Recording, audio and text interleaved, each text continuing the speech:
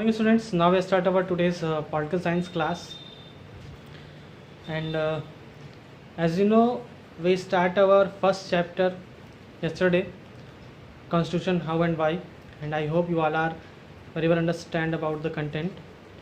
Students, we discuss about in previous class why the constitution is necessary and why government have to decision making power, and after that today we are discuss about what is the consequences if government get more dictator.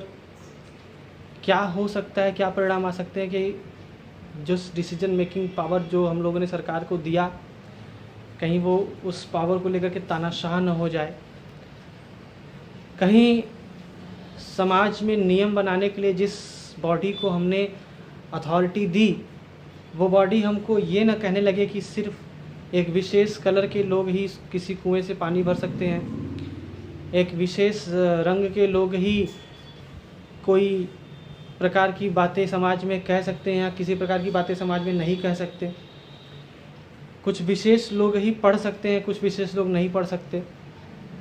यानी कि वो सरकार भेदभाव करने लगे, मनमानी करने लगे, बिना किसी कारण के जेलों में बंद कर दे जनता को, तब क्या किया जाएगा।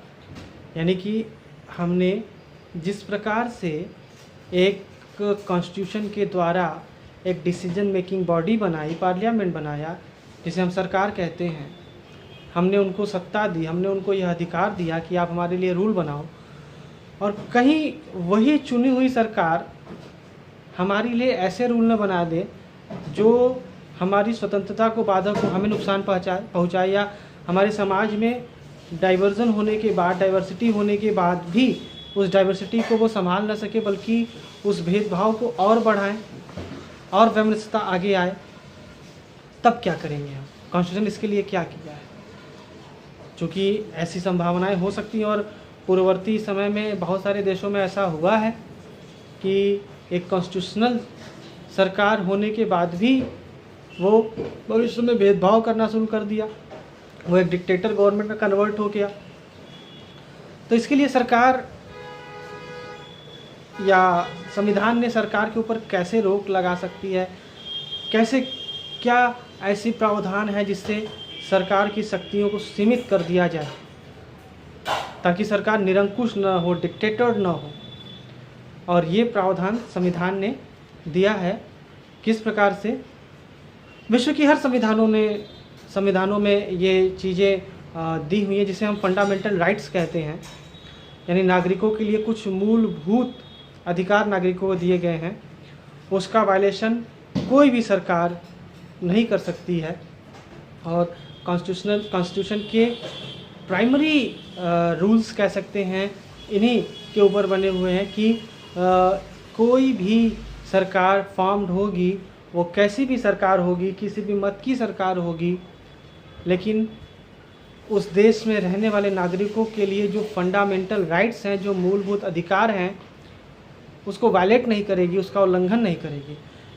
ये एक प्रकार से सरकार की शक्तियों को सीमित कर देना, सरकार के ताकत को बांध लेना, सरकार को निरंकुश होने से बचाना, संविधान ने ये प्रोवाइड करवाया है।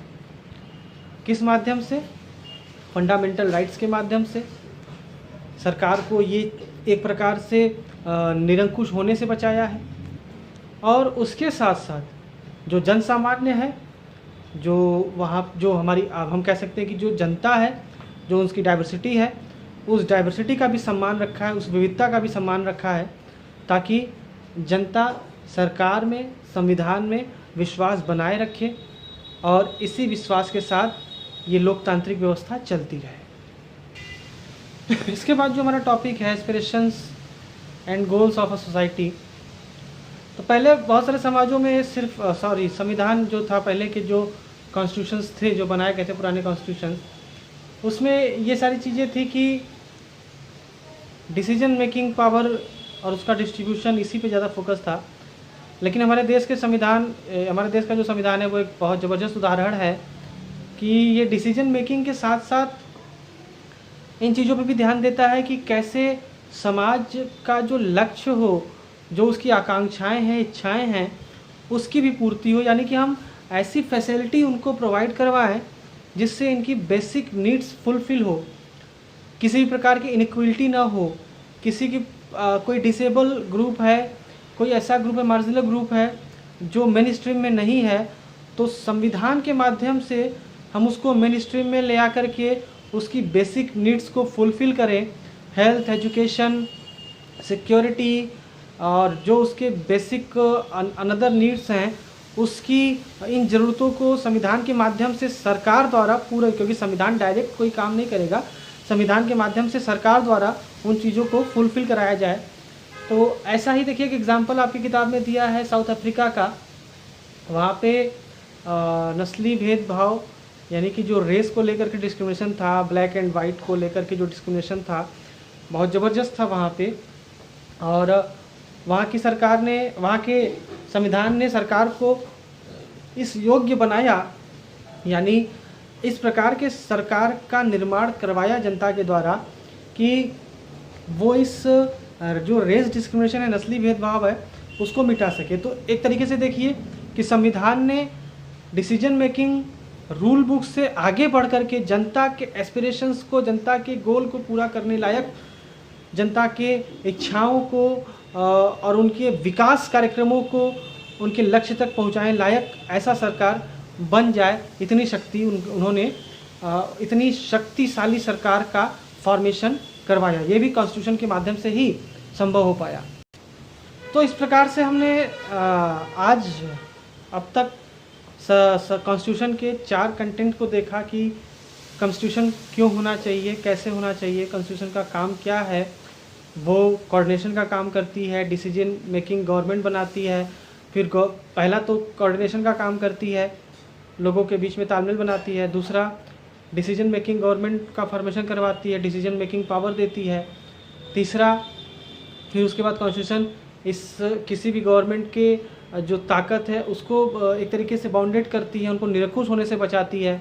और फिर लास्ट में जो चौथा उसका काम है कि वो उस सरकार के माध्यम से जनता के लिए विकास कार्यक्रमों को चलाती है, जनता के डेवलपमेंट प्रोग्राम्स को चलाती है, ताकि जो वहाँ की जो पॉपुलेशन है, जो वहाँ की आबादी है, जो जनता है, उसमें वैरायटी होने के बाद भी, डाइवर्जन होने के बाद भी, डाइवर्सिटी होने के बाद भी, डिसेबिलिटी होने के बाद भी, मार्जिनल ग्रुप्स होने के बाद भी, वो जनता जब एक सरकार का फॉर्मेशन करे तो वो सरकार उस जनता की आकांक्षाओं को पूरा करने में, उनके लक्ष्य को प्राप्त करवाने में, उनके गोल को अटेम्प्ट करने में सरकार उनका साथ दे पाए, उनका विकास करवा पाए। तो ये 4 हमने अब तक जो हमने 2 क्लास अटेंड किया, इसमें हमने अपना पहला कंटेंट क्लियर किया।